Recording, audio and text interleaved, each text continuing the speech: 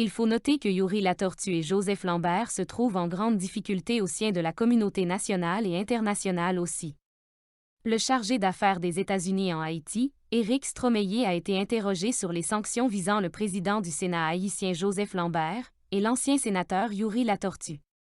Il explique que les États-Unis ont des dossiers très complets sur Joseph Lambert et Youri Latortue.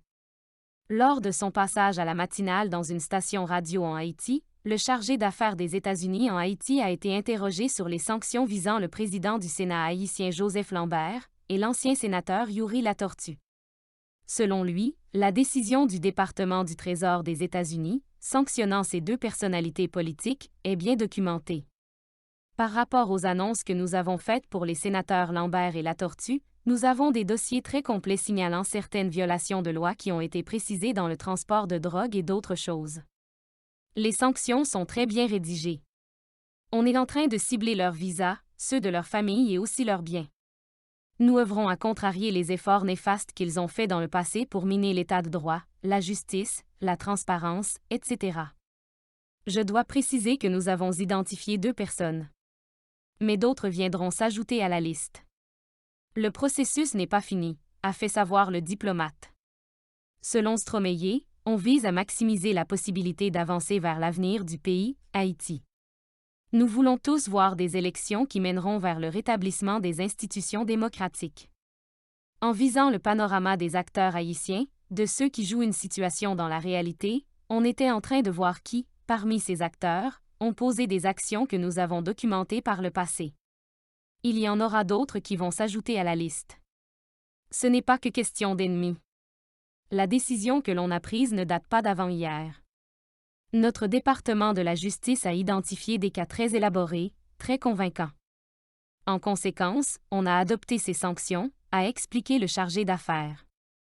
The Office of Foreign Assets Control, OFAC, du département américain du Trésor a également annoncé avoir désigné les ressortissants haïtiens Joseph Lambert et Youri Latortue, conformément au décret 14059 du 15 décembre 2021, traitant des sanctions aux étrangers impliqués dans le trafic mondial de drogue illicite. L'OFAC a désigné Lambert et Latortue pour s'être livrés, ou avoir tenté de se livrer, à des activités ou transactions qui ont matériellement contribué, ou présentent un risque significatif de contribution matérielle, à la prolifération internationale de drogue illicite ou de leurs moyens de production, selon communiqué de l'instance américaine. Joseph Lambert et Youri Latortue ont abusé de leurs fonctions officielles pour mener des trafics de drogue et ont collaboré avec des réseaux criminels et de gangs pour saper l'état de droit en Haïti, a déclaré le sous-secrétaire au Trésor pour le terrorisme et le renseignement financier, Brian E. Un juge d'instruction inculpe et ordonne l'arrestation des ex-sénateurs Youri Latortue et Joseph Lambert. Le juge d'instruction Martel Jean-Claude a ordonné l'arrestation et le renvoi devant le tribunal criminel de l'ex-sénateur Youri Latortue pour détournement de biens publics et prise illégale d'intérêt, et de l'ex-président du Sénat Joseph Lambert au correctionnel pour entrave à la justice. Le cas de Youri Latortue. Le juge d'instruction Martel Jean-Claude a ordonné l'arrestation et le renvoi devant le tribunal criminel de l'ex-sénateur Youri Latortue pour détournement de biens publics et prise illégale d'intérêt, et de l'ex-président du Sénat Joseph Lambert au correctionnel pour entrave à la justice.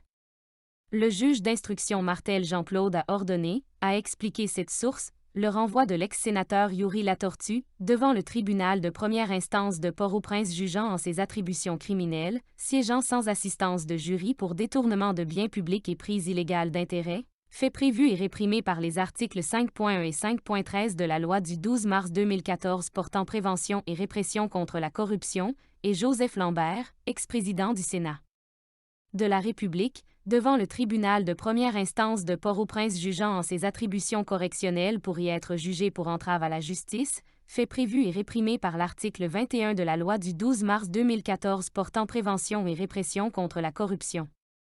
Le juge Martel Jean-Claude a aussi ordonné que les inculpés soient pris de corps et écroués à la prison civile de la Port-au-Prince s'ils ne s'y trouvent pas déjà.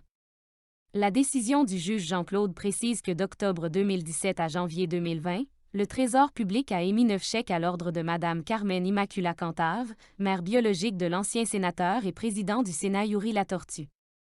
L'émission de ces chèques s'inscrit dans le cadre de différents paiements effectués en exécution des contrats de services professionnels conclus entre la bénéficiaire et le Sénat à titre de coordonnateur du bureau départemental du sénateur.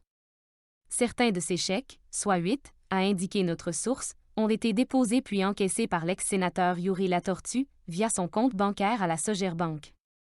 Parmi les contrats en question, celui daté du 2 octobre 2017 conclu entre Mme Carmen Immacula Cantave, mère biologique de l'ancien sénateur Youri Latortue et le Sénat a été approuvé par M. Youri Latortue, à titre de président du Sénat d'alors. La source a indiqué que dans le cadre de cette affaire, pour déceler d'éventuels actes de corruption découlant de l'émission de ces chèques, l'Unité de lutte contre la corruption, ULCC, a décidé d'ouvrir une enquête. Le cas Lambert. Dans le cadre de cette même enquête, ULCC a sollicité de M. Joseph Lambert, en sa qualité de président du Sénat d'alors, de fournir certaines informations et documents relatifs à l'enquête.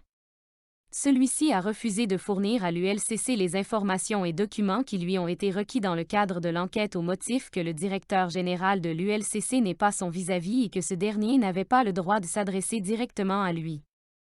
Que pensez-vous de ces deux anciens sénateurs et tous deux anciens présidents du Sénat haïtien qui sont maintenant accusés de trafic de drogue et de participer dans les activités de gang et des actes criminels contre leur propre pays et contre le bien-être de la population haïtienne?